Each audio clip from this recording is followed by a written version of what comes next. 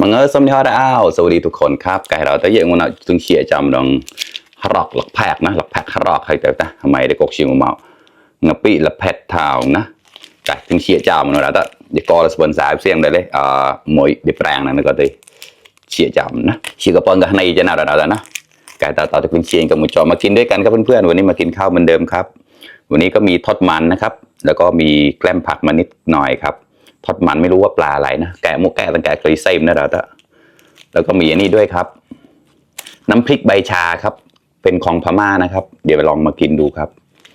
มีมา2แบบเลยครับไม่เคยกินเลยไปลองชิมดูแกเราตอนนึกแรกวิเชียที่พันเดอร์ไลเดอร์แชร์มาตอนนะตาติดลิงเชียกับมูจอน้องแก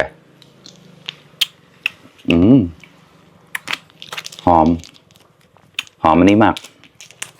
เครื่องเทศหมูมาครับเนี่ยมันจะเป็นแบบนี้ครับลองกินกับผักสดเชี่ยจำกันไหนมา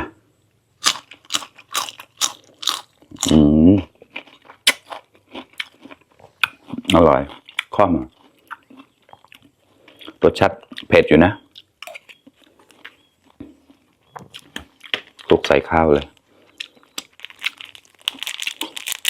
จะตามปลาอะไรได้หรอละตามมาปอมเป้ยมาคารอกตะที่จุดเลยมีหลักแพกจุดเลยหลักแพกนะไอ้ผมกาวก็กลิ่นกะปิชัดเลยครับเด่นออกมาเลยแต่ก็อร่อยนะรสชาติจัดจ้านอยู่ครับ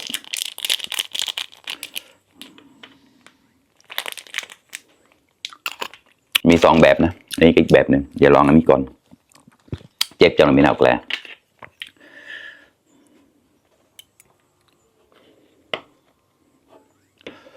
กว่ามาครับเพื่อนเปรี้ยวเค็มประเดินจะเพิ่มมาครับต้องคลุก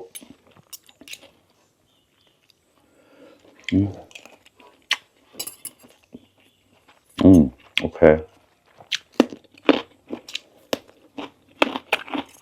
อร่อยอยู่นะเขาเป่าแบบนั้นอะ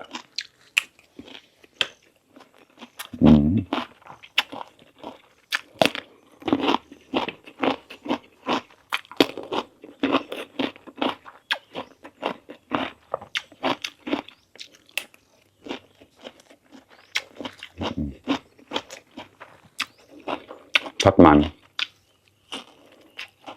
แค่กลือเลยครับเนี่ยได้อร่อยเลยว่ะ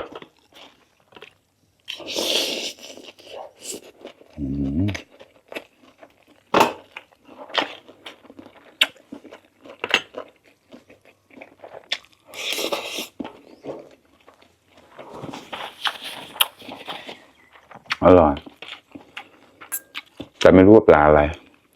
ไม่ได้ลงกับแกะมาหลังแล้วเชื่อเขาปะ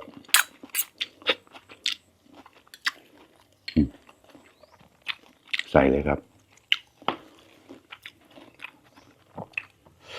มาคำโตๆหมอกโตๆเราละ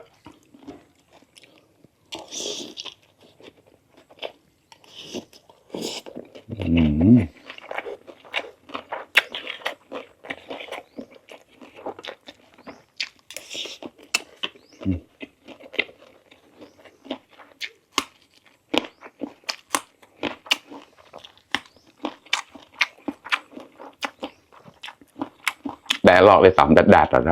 ครับปากนะครับ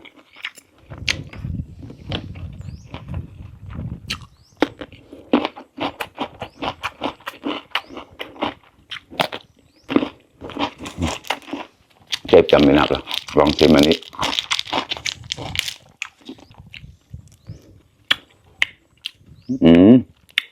อันนี้ก็จะออกเมน่ากันดิเมน่าก็เมนูแกล้งแต่เมน่าที่เราลักพักลานนุกแกล้งกันใหญ่เราแต่เมนูแกล้งกับเรารอกลานก็กว่าเนี่ยเรารอกเอาวันนี้ลักพักได้ก็แจ้ลักพักลานอันนี้กลิ่นใบชามันจะออกมาเยอะกว่าไออันก่อนนะครับอันนี้อร่อยใครที่ไม่ชอบกินกะปิเยอะๆนะอันนี้ได้กลิ่นใบชามันจะออกมาแบบอันนั้นมากเลยชัดเจนมากอันนี้เมื่อกี้เนี่ยแบบ กะปิเยอะมากเมื่อกี้เนี่ยอันนี้เขาไม่ได้จ้างนะครับเดี๋ยวเราหนุ่มเจ้ามันเราแล้วนะหมวยยิบแปลงมันก็เฉียดแล้วดิเดี๋ยวมากับชื่อโมตรงมันเอาเจ้ามันมาไปแล้วก็พอวิ่งมาแล้วก็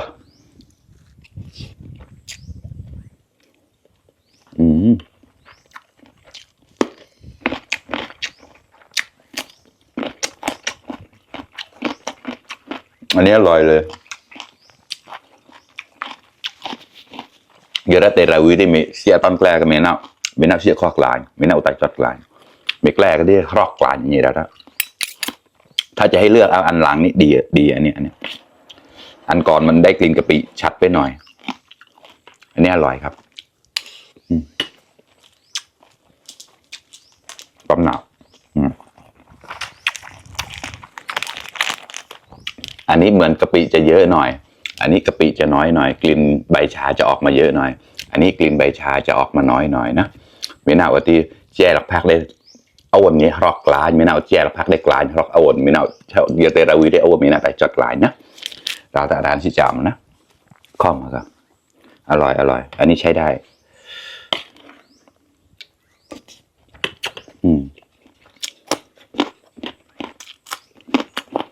โอเคมาก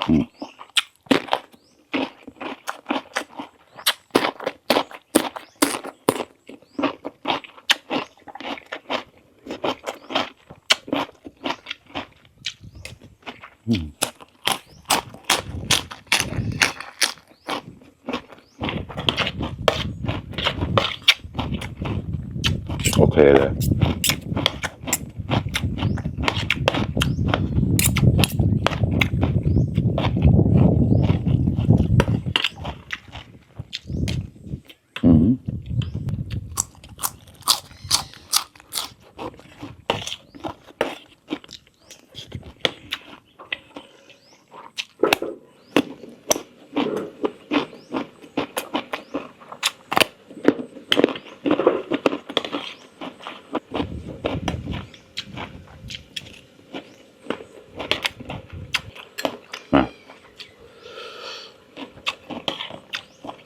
แล้วก็แกะกลีทอดมันครับเพื่อนๆมา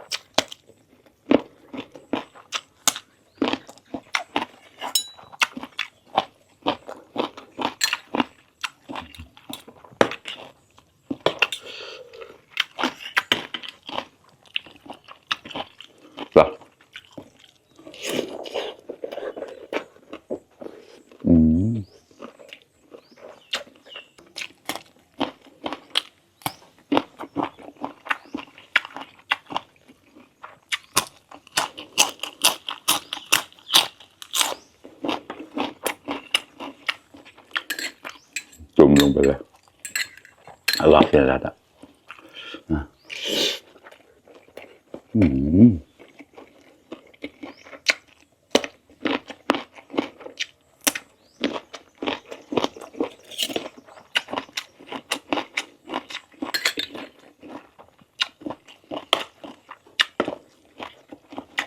มา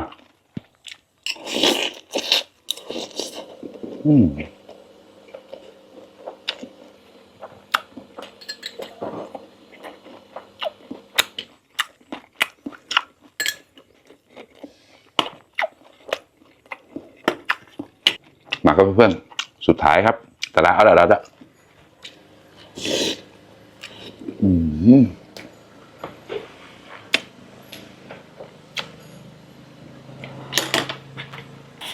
อร่อยมากร้าวมากระดับแหวกโมเลเซียมไปแล้วโอเคครับเพื่อนๆอิ่มไปอีก1 มื้อแล้วครับ อร่อยเหมือนกันอร่อยมากๆครับอิ่มแล้วครับวันนี้ก็กินข้าวเช้าเลยแบบยังไม่ได้ทำงานวันนี้รอพี่สาวมาเที่ยวที่นี่ครับวันนี้งนเอาเบาเดมเกอร์เล็กลงวอยนะงนเอาเชียร์เปิงพนักเยเราตั้งเกานกแล้วนะเล็กลงเปิงก่อนสอสามฮอดกันนะขอบคุณเพื่อนๆที่เข้ามารับชมทุกคนนะครับภายในไลน์ได้แชร์ในร้านต่อแต่น่าเชิญกับแล้วนะตั้งเกาดาวบ๊ายบาย